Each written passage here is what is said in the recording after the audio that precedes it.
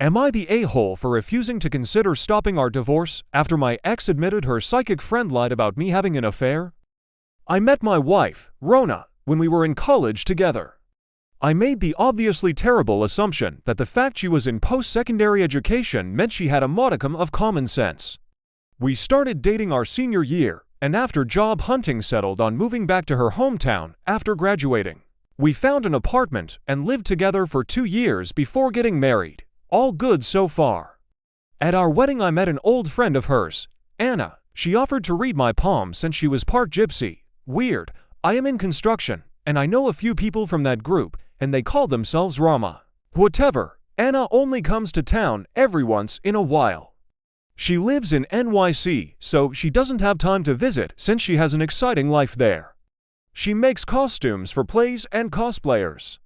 So we see her maybe 4 times over the next 2 years. Last time she came was Labor Day last year, and that's when it got weird.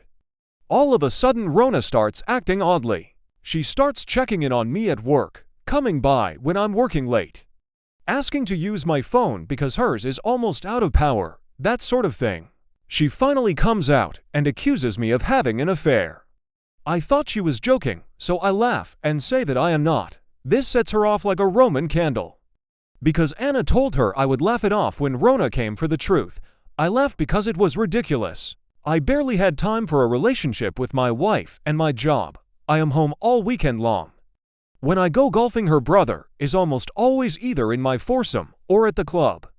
And most important of all, I love my wife. I wouldn't do anything to harm her. And yet, she takes the word of Anna, the psychic seamstress, over mine. She asks me to leave our apartment. I say no because I have nowhere else to go. So she leaves and moves back with her parents. They think she is nuts too. I spent the next few months working and trying to convince her that I'm not cheating and that I want her to come home. I don't get invited to Thanksgiving because it would be awkward. I didn't even stick around for Christmas. I went home to see my family. They have been following all this stupid. At Christmas they had an intervention. They said my wife was having a break from reality and that she wasn't coming out of it.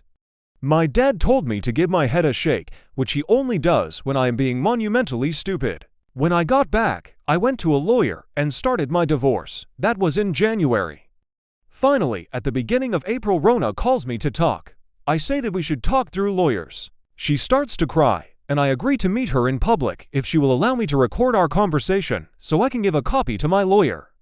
She eventually agreed. Turns out her and her parents hired a private detective to find my affair. 6 months and a huge bill later, 0 evidence of an affair.